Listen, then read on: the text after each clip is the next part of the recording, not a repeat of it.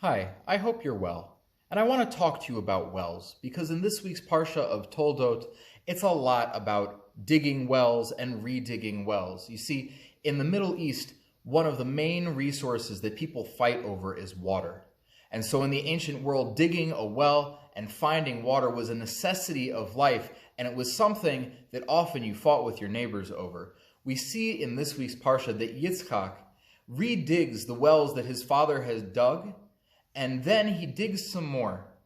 First, he digs a well and he finds water. And when he does, his neighbors, the Philistines who live in Gerar, they come and they bother him. They basically push him off of it. And he names that well Esek. He names it contention. They and I, we have something that we both want and we're fighting over it. But Yitzchak is a man of peace, and so he leaves and he goes and he settles and he finds another place and he digs a well there and he finds water again. And then the people of Gerar, they come and they harass him. And so he names the place Sitnah. He names it hatred. He says, maybe the first time they were coming to argue with me because we both had a common interest that we were fighting over. But now I think they're just coming because they don't like me and they want me gone.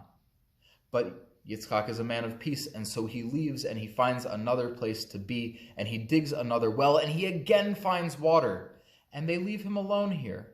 And so he names the place Rehovot. He calls it, it's the wide place. It's the place where there's enough room for me to spread out and enough room for all of us. The next scene has the king of Gerar come, Avimelech, come to Yitzchak, and when he shows up, Yitzchak basically says, "You've done nothing but bother me and hate me and want me gone. Why are you here?" And Melech Gerar says, we see that you are beloved of God. We see that you are blessed. Everywhere you go, you dig a well and you find water. It's a miracle. It's amazing.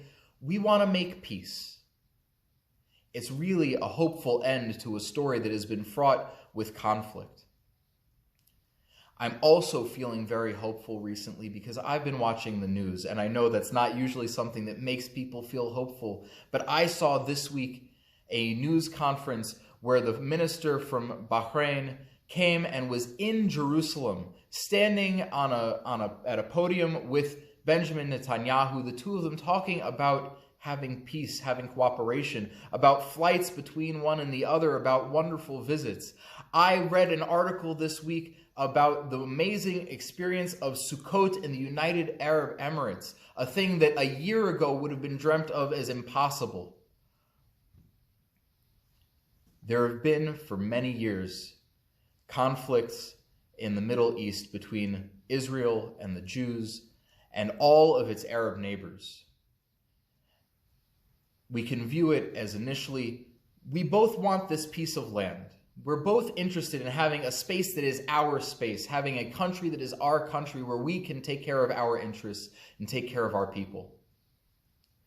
And it's not hard to look at the history of the last 70 plus years and see a good deal of hatred that has fermented and erupted in violence so very often. But we're not going anywhere. And I think that that's the thing that is beginning to be realized, just as the king of Gerar sees that Yitzchak is here to stay. Maybe Abraham, who came from somewhere else, if you pushed him around a little, he would leave. He didn't go anywhere. Well, Yitzchak, maybe if I push him around a little bit, he'll leave. Yitzchak didn't go anywhere either. The Jewish people in Israel have been the same story. Maybe in the first generations you could think, oh, they'll head back to wherever they came from. Well, Israel is where we came from, so we're not going anywhere, and we haven't gone anywhere, and it leaves only one option, and that option is peace. And so I'm feeling hopeful, seeing the lessons and the messages of this week's Parsha lived out in modern day, of conflict and of hatred, ending up in a place where there's room enough for all of us to exist. That is going to help lead me into feeling well and having a Shabbat Shalom.